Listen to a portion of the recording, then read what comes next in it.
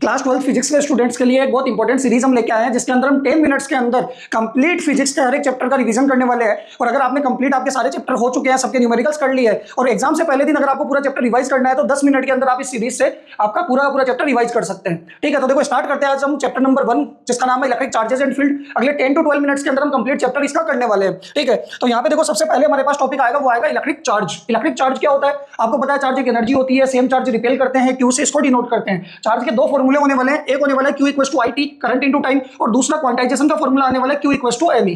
ठीक है, चार्ज की अगर हम यूनिट की बात करें, ऐसा यूनिट होने वाली है कूलम, और एक सीजीएस यूनिट भी कई बार एग्जाम में पूछ लेते हैं, और वो होने वाली है स्टेट कूलम। और 1 कूलम इक्वल टू होगा 3 × 10⁹ स्टेट कूलम्स।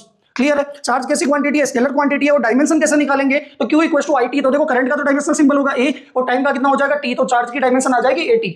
क्लियर है? और आपको ये भी पता है कि चार्ज एनर्जी होती है, सेम चार्ज रिपेल करते हैं, चार्ज हमेशा कंजर्व रहता है, क्वांटाइजेशन ऑफ चार्ज के बारे में पता लग गया, और चार्ज का हमेशा एल्जेब्रिक सम होता है, यानी प्लस है तो प्लस होगा, माइनस है तो माइनस होगा।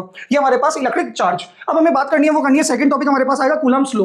कूलम्स ने क्या बताया कि कोई भी दो चार्ज है, ठीक है, पॉजिटिव पॉजिटिव है या नेगेटिव नेगेटिव है, उनके बीच में अट्रैक्शन या रिपल्सन फोर्स लगने वाला है, और उस फोर्स की जो वैल्यू होगी वो होने वाली है K Q1 Q2 R²। यहाँ पे K जो होगा वो फोर्स कांस्टेंट होने वाला है, Q1 Q2 दोनों चार्ज का प्रोडक्ट होगा, और R² क्या होगी, दोनों चार्ज के बीच की डिस्टेंस का स्क्वायर। और K को हम यहाँ पे लिख सकते हैं 1/4π epsilon not Q1 Q2 R², और इस 1/4π एप्सिलॉन नॉट की वैल्यू होती है 9 × 10⁹। यहाँ पे एप्सिलॉन नॉट क्या है, एप्सिलॉन नॉट है परमिटिविटी ऑफ फ्री स्पेस की। आपके जो दोनों चार्ज है वो किसके अंदर रखे हुए हैं, एयर के अंदर रखे हुए हैं, तो एयर का फोर्स में क्या इफेक्ट आएगा, वो क्या होगी, परमिटिविटी ऑफ फ्री स्पेस। इसकी वैल्यू आपको बोर्ड में गिवन आएगी पेपर के अंदर, ठीक है, और इसकी वैल्यू होती है 8.85 × 10⁻12। इसके यूनिट और डायमेंशन भी आप इस फॉर्मूले से यहाँ से निकाल सकते हो। पहले देखो K की यूनिट निकाल लो, F × R² Q1 Q2। F भी पता है, R भी पता है, चार्ज भी पता है, ठीक है। K की आ जाएगी, और K का रेसिप्रोकल करोगे, 4π तो कोई काम करनी है, K का रेसिप्रोकल करोगे तो आपके पास एप्सिलॉन नॉट की यूनिट और डायमेंशन भी आ जाएगी। ये कूलम्स फोर्स। फिर हमें बात करनी है Coulomb's force in vector form, कि आपके पास फोर्स गिवन है, उसको वेक्टर फॉर्म में कैसे लिखेंगे। तो यहाँ पे देखो 1/4π epsilon not as it is रहेगा, Q1 Q2 भी एज इट इज रहेगा। जो भी आपके पास दोनों चार्ज के बीच की डिस्टेंस है, उस डिस्टेंस के वेक्टर का स्क्वायर करेंगे, और किसी भी वेक्टर का स्क्वायर उसके मैग्नीट्यूड के स्क्वायर के बराबर होता है, यानी यहाँ तक का पोर्शन तो आपका पूरा का पूरा क्या होने वाला है, आपके पास मैग्नीट्यूड होने वाला है। और डिस्टेंस के लिए हम क्या करेंगे, आप वेक्टर के लिए हम डिस्टेंस के यूनिट वेक्टर से मल्टीप्लाई कर देंगे, इसका मैग्नीट्यूड 1 होगा, ये आपको डायरेक्शन दे रहा होगा। ठीक है, आपको वेक्टर फॉर्म में लिखना इस तरीके से लिख सकते हो। फिर हमारे पास आता है डाइलेक्ट्रिक कांस्टेंट, या फिर हम बोलते हैं रिलेटिव परमिटिविटी। तो देखो डाइलेक्ट्रिक कांस्टेंट को डिनोट करते हैं K से, ठीक है, और रिलेटिव परमिटिविटी को डिनोट किया जाता है एप्सिलॉन नॉट से। K यहाँ पे क्या होने वाला है, ये एप्सिलॉन नॉट दोनों की वैल्यू सेम ही है। ये रेशियो होगा मीडियम की परमिटिविटी और फ्री स्पेस की परमिटिविटी का। क्या आप बोलोगे एप्सिलॉन M क्या होगी, मीडियम की परमिटिविटी अपॉन में फ्री स्पेस की परमिटिविटी का रेशियो क्या होगा, डाइलेक्ट्रिक कांस्टेंट होगा या रिलेटिव परमिटिविटी होगी। यहाँ से अगर आपको मीडियम की परमिटिविटी निकालनी है तो डाइलेक्ट्रिक कांस्टेंट इनटू क्या लिख सकते हो, एप्सिलॉन नॉट। ठीक है, एप्सिलॉन नॉट पता है, और मीडियम का डाइलेक्ट्रिक कांस्टेंट आपको गिवन आएगा। देखो इसी कॉन्सेप्ट में हम बात करते हैं कि अगर मान लो दो चार्ज है और दोनों चार्ज के बीच में हमें फोर्स निकालना है, किसके अंदर, मीडियम के अंदर। तो मैंने कहा कि Q1 चार्ज है, Q2 चार्ज है, दोनों के बीच की डिस्टेंस कितनी है R, और मीडियम में रखे हुए हैं जिसका डाइलेक्ट्रिक कितना है K। तो देखो फोर्स की वैल्यू क्या आएगी मीडियम के अंदर, 1/4π एप्सिलॉन नॉट की जगह मीडियम की परमिटिविटी आएगी epsilon M Q1 Q2 R²। यही होने वाला है। ठीक है, अब देखो आप एप्सिलॉन M को हम क्या लिख सकते हैं, K × एप्सिलॉन नॉट लिख सकते हैं, तो मैंने लिख दिया 1/4π K epsilon not Q1 Q2 R²। अगर मैं 1/K को ऐसा कैसा रहने दूं, तो बचा हुआ पार्ट आपका क्या है, फोर्स इन एयर है, यानी आप FM इक्वल टू लिख सकते हो फोर्स इन एयर अपॉन में K। यानी एक चीज बताओ कि मीडियम इंट्रोड्यूस करते ही एयर के फोर्स को K से डिवाइड करेंगे, मीडियम के डाइलेक्ट्रिक से डिवाइड करेंगे तो मीडियम का फोर्स आ जाएगा। तो एयर में फोर्स ज्यादा था या मीडियम के अंदर, कि भाई एयर के फोर्स को डिवाइड करना पड़ रहा है K से, तब मीडियम का आएगा, यानी मीडियम का फोर्स कम हो जाएगा, एयर का फोर्स क्या रहेगा, ज्यादा रहेगा। बताओ क्लियर है? ये आपका इलेक्ट्रिक फोर्स। इसके अंदर एक और चीज आती है, वो आती है प्रिंसिपल ऑफ सुपरपोजिशन। न्यूमेरिकल आते हैं इसके, कि किसी भी पॉइंट पे सराउंडिंग के जितने भी चार्ज है सबकी वजह से क्या लग रहा होगा, फोर्स लग रहा होगा। तो उस पॉइंट पे हमें नेट फोर्स निकालना है, तो क्या करोगे, सराउंडिंग के जितने भी चार्ज है सबकी वजह से उस पॉइंट पे अलग अलग फोर्स निकाल लो, ठीक है, सबकी फोर्स की वैल्यू निकाल लो, और एंड में सबका क्या कर लो, वेक्टर सम कर लो, यानी डायरेक्शन के साथ सम कर लो। ये आपके पास फोर्स खत्म। फिर हमारे पास आता है, वो आता है इलेक्ट्रिक फील्ड। देखो इलेक्ट्रिक फील्ड क्या होता है, किसी भी चार्ज के आसपास का स्पेस जहां पे कोई दूसरा तेज चार्ज लेके आते हैं तो उसके ऊपर क्या होता है, अट्रैक्शन या रिपल्सन फोर्स एक्सपीरियंस होता है, तो उस जगह को हम बोलते हैं इलेक्ट्रिक फील्ड। और इस इलेक्ट्रिक फील्ड की वैल्यू दी जाती है कैपिटल E से, इलेक्ट्रिक फील्ड इंटेंसिटी बोलते हैं। और ये कैसे पता लगेगा कि यहाँ पे आप Q0 को लेके आए तो Q0 के ऊपर कितना फोर्स लगने वाला है, Q की वजह से कितना फोर्स वो एक्सपीरियंस करने वाला है, यानी फोर्स पर यूनिट चार्ज आपका क्या होगा, इलेक्ट्रिक फील्ड होने वाला है। ठीक है, यूनिट की अगर हम बात करें तो इसकी यूनिट आएगी न्यूटन पर कूलम। ठीक है, डायमेंशन भी आप यहां से निकाल सकते हो, फोर्स की डायमेंशन पता है, चार्ज की पता है 80, तो आपके पास इलेक्ट्रिक फील्ड की डायमेंशन आ जाएगी। Electric field due to a point charge की बात करते हैं, कि आपके पास एक Q चार्ज है और इससे R डिस्टेंस दूर आपको, या फिर यहाँ पे देखो ये Q चार्ज है, इससे R डिस्टेंस दूर यहाँ पे इलेक्ट्रिक फील्ड निकालना है, तो यहाँ पे चार्ज लिया हो Q0, Q0 को रिपेल करेगा तो इधर की तरफ क्या लगेगा, फोर्स क्या लगेगा, K Q Q0 R², और उस फोर्स को Q0 से डिवाइड कर देंगे तो हमारे पार आने वाला electric field K Q R²। यानी सीधा याद रखो, किसी भी Q चार्ज से R डिस्टेंस दूर इलेक्ट्रिक फील्ड क्या होगा, K, वो चार्ज Q अपॉन में R²।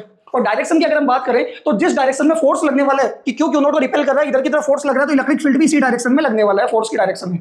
बताओ क्लियर है? ठीक है, फिर हमारे पास आता है प्रिंसिपल ऑफ सुपरपोजिशन की। इलेक्ट्रिक फील्ड के अंदर भी हमें प्रिंसिपल ऑफ सुपरपोजिशन की बात करनी है कि मान लो मैंने कहा कि इस पी पॉइंट के ऊपर मुझे नेट इलेक्ट्रिक फील्ड निकालना है। इसका सराउंडिंग के अंदर यहाँ पे Q1 चार्ज है, इसका सराउंडिंग में यहाँ पे Q2 चार्ज है, यहाँ पे Q3 चार्ज है। देखो Q1 से इस पी पॉइंट की डिस्टेंस मान लेते हैं R1, Q2 से मान लेते हैं R2 और Q3 से मान लेते हैं R3। ठीक है, Q1 देखो यहाँ पे पी पॉइंट पे चार्ज नहीं है तो चार्ज कंसीडर कर लो Q0, positive charge, test charge. तो देखो Q1 Q0 को रिपेल करेगा तो इधर की तरफ लगेगा E1, Q2 Q0 को रिपेल करेगा तो इधर की तरफ E2 और Q3 रिपेल करेगा तो इधर की तरफ E3। E1 E2 E3, E1 की वैल्यू आएगी k Q1 by R1 का स्क्वायर, E2 की आएगी k Q2 by R2 का स्क्वायर और k Q3 by R3 का स्क्वायर। आपके पास क्या आ जाएगी E3। फिर तीनों का क्या करना है, इस पी पॉइंट पे नेट निकालना है तो तीनों का वेक्टर सम कर लो। ये प्रिंसिपल ऑफ सुपरपोजिशन। बताओ क्लियर है? ये इलेक्ट्रिक फील्ड। नेक्स्ट हमें बात करनी है, वो करनी है इलेक्ट्रिक डाइपोल की। तो देखो इलेक्ट्रिक डाइपोल होता क्या है? इलेक्ट्रिक डाइपोल एक अरेंजमेंट होता है जिसके अंदर दो चार्ज होते हैं, दोनों चार्ज की वैल्यू सेम रहती है बट दोनों के साइन क्या होते हैं, अपोजिट होते हैं। एक प्लस क्यू है और दूसरा क्या है, माइनस क्यू है। और दोनों चार्ज के बीच की जो भी डिस्टेंस होगी, जिसको मैंने यहाँ पे 12 लिखा है, ये डिस्टेंस क्या होने वाली है, ये होने वाली है डाइपोल लेंथ। बताओ क्लियर है? फिर हमारे पास आता है electric dipole moment. Electric dipole moment क्या होता है कि दोनों चार्ज जो है, दोनों में से किसी भी एक चार्ज का मैग्नीट्यूड ले लो और मल्टीप्लाई में क्या करना है, डाइपोल लेंथ। तो आपके पास क्या आ जाएगा, मैग्नेटिक डाइपोल मोमेंट आ जाएगा, Q × 12। क्लियर है? यूनिट देखोगे तो यूनिट कैसे आएगी, चार्ज की तो हो जाएगी कूलम और लेंथ की क्या हो जाएगी, मीटर। कैसी क्वांटिटी है ये, वेक्टर क्वांटिटी है। अब वेक्टर क्वांटिटी है तो इसकी क्या होगी, डायरेक्शन होगी। और डायरेक्शन क्या होने वाली है, तो याद रखना -q से +q की तरफ क्या होने वाला है, आपका डाइपोल मोमेंट होने वाला है। इलेक्ट्रिक फील्ड के उल्टी डायरेक्शन होने वाली है। इलेक्ट्रिक फील्ड की डायरेक्शन होगी +q से -q, डाइपोल मोमेंट की होगी -q से +q की तरफ। बताओ क्लियर है? ये आपके पास इलेक्ट्रिक डाइपोल मोमेंट। फिर हमें बात करनी है electric field intensity due to a dipole. कि डाइपोल की वजह से इलेक्ट्रिक फील्ड निकालना है तो सेंटर पे, एक्सियल पॉइंट पे, एक्सिस पे, इक्वेटोरियल पॉइंट पे या फिर एनी पॉइंट पे। एनी पॉइंट पे सिर्फ शॉर्ट डाइपोल की वजह से आता है। तो यहाँ पे सबसे पहले बात करते हैं electric field intensity due to a dipole.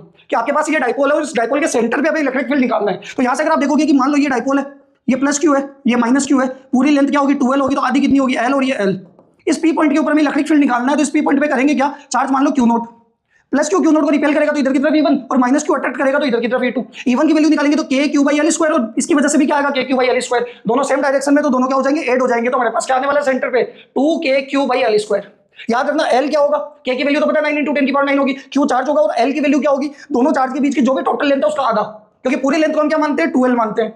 बताओ क्लियर है? फिर हमारे पास आता है एक्सिस के ऊपर इलेक्ट्रिक फील्ड। कि हमारे पास एक डाइपोल है +q -q, लेंथ आपके पास 12 है, इसके सेंटर से x डिस्टेंस दूर एक्सिस के ऊपर एक पी पॉइंट ले लेंगे, इसके ऊपर हमें इलेक्ट्रिक फील्ड निकालना है। तो इलेक्ट्रिक फील्ड की वैल्यू क्या आने वाली है, 2 k हमारा 9 × 10⁹ होगा, p आपका होने वाला है q × 12, डाइपोल का डाइपोल मोमेंट। ठीक है, 2kp x क्या होगा, सेंटर से उस एक्सियल पॉइंट के डिस्टेंस, अपॉन में आएगा x² - L²। L क्या होगा, डाइपोल की पूरी लेंथ का हाफ।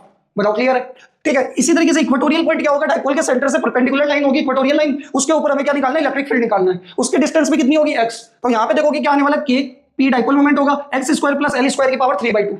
ठीक है, इसके सारे डेरिवेशन हमने कर रखे हैं। अगर आपको डेरिवेशन नहीं आते तो आप वन शॉट देखिए, वन शॉट आपको मिल जाएंगे, उनके अंदर कंप्लीट इनके डेरिवेशंस भी हमारे अपलोडेड है। ठीक है, यहाँ पे अगर हम बात करें शॉर्ट डाइपोल के लिए, कि आपके पास डाइपोल क्या है, छोटा है। डाइपोल छोटा है इसका मतलब क्या, डाइपोल की लेंथ क्या है, कम है। डाइपोल की लेंथ कम होगी तो लेंथ को हम क्या कर देंगे, नेग्लेक्ट कर देंगे। तो इस फॉर्मूले और इस फॉर्मूले में L की वैल्यू क्या करेंगे, L² की वैल्यू 0 कर देंगे। तो हमारे पास देखो एक्सियल पे आएगा 2kp/x³, तो यहाँ पे x² का होल स्क्वायर x की पावर 4 होगी, ऊपर x है तो कैंसिल हो जाएगा। ऐसे इक्वेटोरियल पे आएगा kp/x³। तो यहाँ पे देखो kp/x³ को यहाँ पे आप ऐसे लिख सकते हो, ये एक्सियल बराबर 2 टाइम्स ऑफ इक्वेटोरियल। ठीक है, इसके बाद हमारे पास आता है एनी पॉइंट। की डाइपोल के किसी भी पॉइंट पे, मान लो कि डाइपोल के सेंटर से कितने एंगल पे, यहां से थीटा एंगल के ऊपर आपने इलेक्ट्रिक फील्ड निकालना है। तो क्या करेंगे, फॉर्मूला होगा 2kp/x³ √3 cos² थीटा +1। अगर इस थीटा की वैल्यू आप 0 रखोगे तो एक्सियल आ जाएगा, 90 रखोगे तो इक्वेटोरियल आ जाएगा। क्लियर है? बट ये सिर्फ लगता है शॉर्ट डाइपोल के केस में। क्लियर है यहां तक? फिर हमारे पास आता है torque acting on a dipole in uniform electric field. कि किसी भी डाइपोल को यूनिफॉर्म इलेक्ट्रिक फील्ड के अंदर थीटा एंगल पे रखते हैं, ठीक है, तो उसके ऊपर टॉर्क लगता है। टॉर्क कितना लगता है, PE sin थीटा। P तो होगा डाइपोल का dipole moment, E uniform electric field, और थीटा क्या होने वाला है, 0।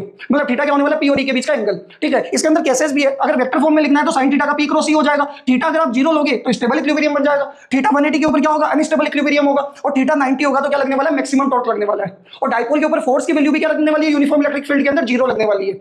फोर्स कैसे निकालेंगे, QE और QE दोनों अपोजिट डायरेक्शन में होंगे तो नेट फोर्स 0 हो जाएगा यूनिफॉर्म इलेक्ट्रिक फील्ड के अंदर। अगर नॉन यूनिफॉर्म इलेक्ट्रिक फील्ड आ जाए तो टॉर्क भी 0 नहीं होगा और आपका फोर्स भी 0 नहीं होने वाला, दोनों की वैल्यू लगने वाली है, आने वाली है। क्लियर है? इसके बाद हमारे पास 3 टर्म आती है। पहली आती है लीनियर चार्ज डेंसिटी, कि मान लो आपके पास एक L लेंथ का कोई वायर है और उसके ऊपर हमने यूनिफॉर्मली चार्ज डिस्ट्रीब्यूट किया है। ठीक है, तो डेंसिटी होती क्या है, मास अपॉन वॉल्यूम। बट आप अगर आप वायर का देखोगे तो वायर की डेंसिटी क्या होगी, और उसके चार्ज डेंसिटी की पर यूनिट लेंथ में कितना चार्ज आया, यानी चार्ज पर यूनिट लेंथ, और इसको लैम्डा से डिनोट करेंगे। यूनिट हो जाएगी कूलम पर मीटर। यही अगर आप देखोगे सरफेस चार्ज डेंसिटी, कि उस आपने एक सीट ले ली, एक सरफेस एरिया ले लिया, उसके एरिया के अंदर कितना चार्ज स्टोर हुआ, charge per unit area, sigma से इसको डिनोट करेंगे कूलम पर मीटर स्क्वायर। ऐसे ही आएगा volume charge density, charge per unit volume coulomb per metre cube, इसकी यूनिट हो जाएगी। क्लियर है यहां तक? फिर हमारे पास आता है इलेक्ट्रिक फ्लक्स। देखो इलेक्ट्रिक फ्लक्स क्या होने वाला है, इलेक्ट्रिक फ्लक्स होता है किसी भी क्लोज सरफेस एरिया से कितने number of electric field lines pass हो रही है, ठीक है। यानी अगर आप देखोगे दो चीजों पे डिपेंड करेगी, एक तो एरिया पे कि मान लो ये आपके पास क्लोज एरिया है ए और इससे इलेक्ट्रिक फील्ड लाइंस क्या हो रही है, पास हो रही है, ठीक है। तो यहां से अगर आप देखोगे कि इलेक्ट्रिक फील्ड पे डिपेंड करेगा और एरिया पे डिपेंड करेगा, बट फ्लक्स है क्या, नंबर क्या होता है, स्केलर होता है। इलेक्ट्रिक फील्ड भी आपका वेक्टर है और एरिया का भी एरिया वेक्टर होगा उसके प्लेन के परपेंडिकुलर, यानी आप फॉर्मूला बनने वाला ई और ए का क्या होगा, डॉट प्रोडक्ट होगा, ताकि आंसर आपका क्या है, स्केलर आए, ठीक है। यहां से अगर आप देखो इसको ओपन करोगे तो आपके पास आएगा ई ए कोस थीटा और ये एन कैप क्या होगा, एरिया वेक्टर होगा जो कि एरिया की डायरेक्शन बता रहा होगा और एरिया वेक्टर क्या है, perpendicular to the plane of surface area. तो यहां से देखोगे ये कोस थीटा में थीटा किस के बीच में होगा, एक तो इलेक्ट्रिक फील्ड और एरिया की डायरेक्शन कौन दे रहा होगा, एरिया वेक्टर दे रहा होगा, तो इसलिए मैंने यहां पे लिखा theta is the angle between E and N cap, clear है। ऐसा यूनिट की बात करें तो इलेक्ट्रिक फील्ड का होगा न्यूटन पर कूलम, एरिया का हो जाएगा मीटर स्क्वायर और कोस थीटा की कोई डायमेंशन यूनिट नहीं होती, क्लियर है। यहां से आप डायमेंशन भी इसके निकाल सकते हो। और अगर मान लो आपके पास एरिया स्मॉल है तो स्मॉल एरिया का क्या आएगा, ई डॉट दिया आ जाएगा फ्लक्स, और इंटीग्रेट कर देंगे पूरे क्लोज सरफेस के लिए, इंटीग्रेट कर देंगे, सर्किल का मतलब है कि सरफेस आपकी क्या क्लोज्ड है, तो इंटीग्रेट करेंगे तो आपके पास टोटल फ्लक्स आ जाएगा। और ये कैसी क्वांटिटी है, स्केलर क्वांटिटी है, स्केलर क्वांटिटी है। और आखिरी टॉपिक आता है इस चैप्टर का, वो है आपके पास गॉस थ्योरम।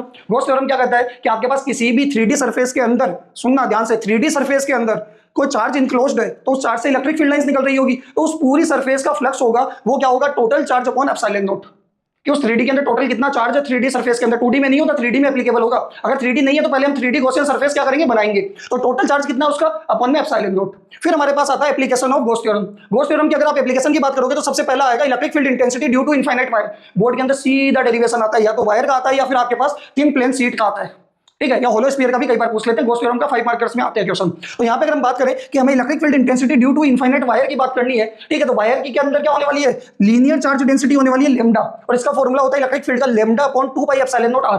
मैंने ऊपर नीचे 2 से मल्टीप्लाई किया तो ऊपर तो 2 लैम्डा हो गया और नीचे बन गया 4 पाई एप्सिलॉन नॉट, यानी 1 अपॉन 4 पाई एप्सिलॉन नॉट को मैंने यहाँ पे क्या लिख दिया, के। तो आपके पास इलेक्ट्रिक फील्ड आ गया 2 के लैम्डा बाई आर, और ई जो है वो इनवर्सली प्रोपोर्शनल टू आर होने वाला है, तो ई और आर का ग्राफ कैसा बनेगा, इनवर्सली प्रोपोर्शनल का, क्लियर है। फिर हमारे पास आता है electric field intensity due to thin infinite sheet.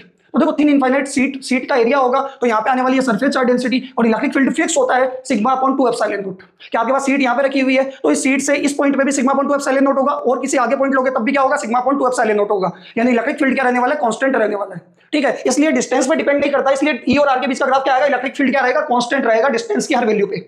बताओ क्लियर है, ठीक है। थर्ड हमारे पास आता है electric field intensity due to hollow sphere, कि हमारे पास होलो स्फीयर है, होलो का मतलब जो भी चार्ज देंगे वो सारा का सारा उसकी सरफेस के ऊपर होगा, अंदर कोई चार्ज नहीं होगा, और कैपिटल आर उसकी हमने क्या मान रखी है, रेडियस मान रखी है, ठीक है। तो इसके अंदर 3 केसेस बनने वाले हैं। सबसे पहले इलेक्ट्रिक फील्ड निकालेंगे इनसाइड दी सरफेस, जब स्मॉल आर कैपिटल आर से क्या होगा, छोटा होगा। स्मॉल आर उस पी पॉइंट की डिस्टेंस होगी जहां पे हमें इलेक्ट्रिक फील्ड निकालना है। तो सबसे पहले देखो स्मॉल आर कैपिटल आर से क्या है, छोटा है, इसका मतलब इलेक्ट्रिक फील्ड इनसाइड की बात करनी है, और इनसाइड इलेक्ट्रिक फील्ड क्या होगा, 0 होगा, क्यों, क्योंकि अंदर चार्ज ही नहीं है, अंदर से तो होलो है तो अंदर क्या होगा, 0। Second, small R capital R के बराबर होगा तो पॉइंट आपका कहां पे होगा, सरफेस पे, यानी सरफेस पे इलेक्ट्रिक फील्ड निकालना है, तो यहां पे आपके पास आएगा K Q by R square. Small R capital R के बराबर है, रेडियस के बराबर है, तो K Q by R square, और सरफेस पे ही चार्ज है तो इलेक्ट्रिक फील्ड क्या होगा, सरफेस पे मैक्सिमम होगा, ठीक है। फिर स्मॉल आर कैपिटल आर से क्या होगा, ग्रेटर होगा, तो इस केस के अंदर इलेक्ट्रिक फील्ड कहां पे आएगा, आउटसाइड, रेडियस से बाहर कोई पॉइंट होगा, ठीक है, तो ये आउटसाइड वो आएगा K Q by small R square, और इलेक्ट्रिक फील्ड जो होगा वो स्मॉल आर स्क्वायर के क्या होगा, आर के स्क्वायर के क्या होगा, इनवर्सली प्रोपोर्शनल होने वाला है, यानी डिस्टेंस बढ़ाते जाओ इलेक्ट्रिक फील्ड कम होता जाएगा। और यही हमने क्या बना लिया, इसका ग्राफ बना लिया। देखो स्मॉल आर यहाँ पे मान लो बराबर है कैपिटल आर के, तो इससे पहले क्या होगी, कम होगा स्मॉल आर कैपिटल आर से, और उसके बाद ज्यादा होगा,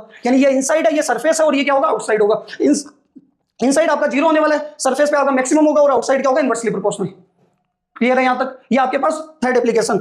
तो फोर्थ एप्लीकेशन हमारे पास है electric field intensity due to 2 parallel sheets, कि हमारे पास 2 पैरेलल शीट है, ठीक है, दोनों की सरफेस चार्ज डेंसिटी हमें गिवन है, ठीक है, सेम सरफेस चार्ज डेंसिटी, और दोनों में चार्ज की वैल्यू भी सेम हो सकती है या फिर अलग अलग है। तो फर्स्ट केस के अंदर हमें बात करनी है कि आपके पास 2 शीट है, दोनों की सरफेस चार्ज डेंसिटी सिग्मा है और दोनों में पॉजिटिव चार्ज है। तो देखो इस रीजन में भी दोनों की वजह से इलेक्ट्रिक फील्ड आएगा, क्योंकि डिस्टेंस पर डिपेंड नहीं करता, यहाँ पे भी दोनों की वजह से आएगा और यहाँ पे भी आएगा, तो हमें हर रीजन में नेट इलेक्ट्रिक फील्ड निकालना है। तो अगर दोनों में पॉजिटिव चार्ज है और सरफेस चार्ज डेंसिटी भी सेम है तो पहले रीजन में आएगा माइनस का सिग्मा अपॉन एप्सिलॉन नॉट, दोनों के बीच में कैंसिल आउट हो जाएगा। देखो इधर से भी निकलेगा, इधर से भी निकलेगा, तो पॉजिटिव से बाहर निकलेगा तो और वैल्यू सेम रहेगी तो कैंसिल आउट हो जाएगा, और इधर आएगा प्लस का सिग्मा अपॉन एप्सिलॉन नॉट। वही अगर आप दोनों के अंदर नेगेटिव चार्ज है, ठीक है, तो यहाँ पे जो माइनस का हो रहा है वो क्या हो जाएगा, प्लस का हो जाएगा, बीच में 0 का 0 रहने वाला है, और यहाँ पे जो प्लस है उसकी जगह माइनस का सिग्मा अपॉन एप्सिलॉन नॉट आ जाएगा, मतलब साइन चेंज हो जाएंगे, ठीक है। बट अगर हम आखिरी बात करते हैं कि आपके पास अगर एक सीट में पॉजिटिव चार्ज है और दूसरे में नेगेटिव है, तो दोनों साइड, पहली प्लेट के बाहर और दूसरी प्लेट के बाहर, तो क्या होगा, 0 होगा, और दोनों के बीच में इलेक्ट्रिक फील्ड आएगा सिग्मा अपॉन एप्सिलॉन नॉट, और इसी का यूज हम पैरेलल प्लेट कैपेसिटर के अंदर करते हैं। क्लियर है यहाँ तक। तो ये आपका चैप्टर नंबर 1 का कंप्लीट रिवीजन 15 मिनट्स के अराउंड की ये वीडियो होने वाली है, ठीक है। तो इसके अंदर आपने पूरा चैप्टर स्टार्टिंग से एंड तक सारे कॉन्सेप्ट देख लिए हैं, ठीक है। और अगर आपने अभी तक चैनल सब्सक्राइब नहीं किया तो चैनल को सब्सक्राइब करो, बेल आइकन को प्रेस कर लो, ताकि आगे आने वाले वीडियोस के नोटिफिकेशन आपको मिलते रहे। हर चैप्टर का इसी तरीके से हम रिवीजन वीडियो बनाने वाले हैं, 10 to 15 मिनट्स के अंदर पूरा का पूरा चैप्टर कवर करने वाले हैं, ठीक है। Okay, thank you.